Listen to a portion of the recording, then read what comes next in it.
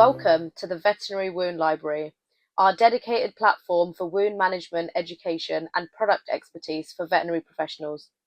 To help promote best practice, our KOLs will delve into specific case studies. This series includes advice on diagnosis, treatment, product recommendations, demonstrations, and management for all levels of wound care. These clips will be short snippets of case studies from leading experts on their recommendations to best treat your patients.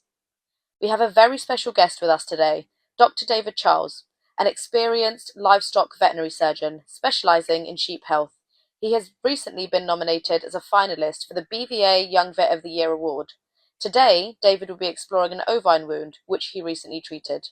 Can you briefly describe a recent wound care case study that you handled with livestock? What type of animal was it, and what was the nature of the wound? Recently I saw a 3-year-old ewe, a mule cross. It had been caught in a fence, so laceration lesion over the front leg on the right, and also going kind of up the body as well. What initial steps did you take to assess and manage the wound?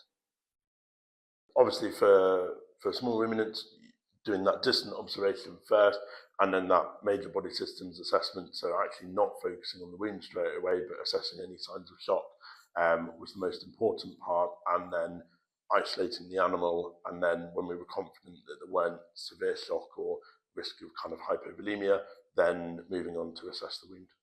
What treatment options did you consider, and what factors influenced your decision making?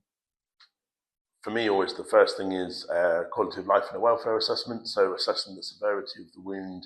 And I think with livestock, we have to be realistic that sometimes the most appropriate outcome will be euthanasia, welfare grounds, but also you've got to consider the economic impact that we work in as well.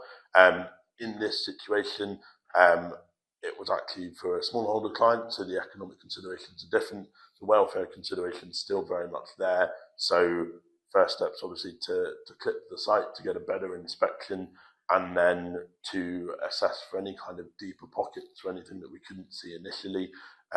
Luckily in this situation it wasn't a really deep penetrating wound, probably because of the type of fence that it was, more kind of superficial skin and first layers of muscle. And then obviously it's about cleaning the site, so flush with sterile saline, again, checking for any pockets, and then, suture repair and topical treatment for disinfection and protection of the wound. And then this animal did go onto a short course of antibiotics and non-steroidal anti-inflammatories as well.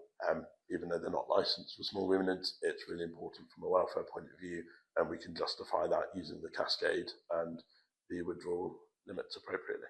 What were the biggest challenges you faced in this case, and how did you overcome them? So I think the biggest challenges I faced in the case were probably it's the how you fit in the rechecks and the ongoing care, and I think this is the contrast with small animal practice, where people are used to needing to bring their pets in for bandage changes and seeing nurses and having the stitches taken out. Obviously in livestock, very different. Our clients do a lot more, they're capable of doing more, but that means that communication piece about rechecks is really important. And so having a clear treatment plan, how many days of antibiotics, when to repeat the anti-inflammatories was important, and talking about topical dressing of the wound too.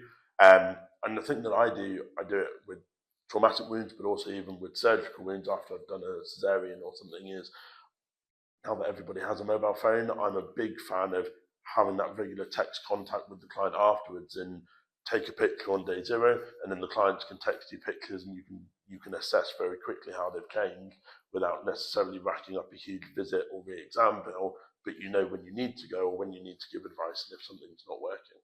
What advice would you give to other veterinary professionals dealing with a similar wound case in livestock?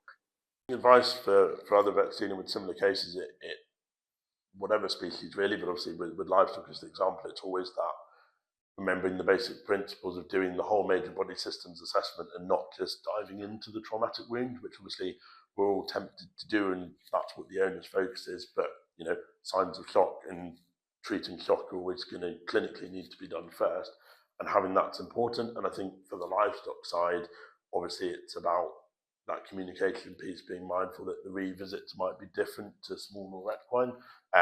You know, and again, it's obviously that appropriate antibiotic choice. So, you know, picking the right product for the right likely bacterial species and in the right way.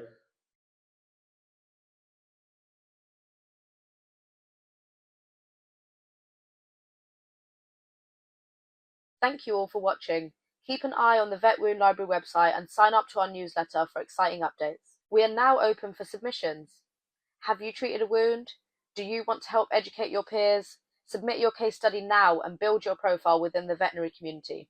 We know you're very busy in practice, so we've made it easy. There are 3 ways to submit.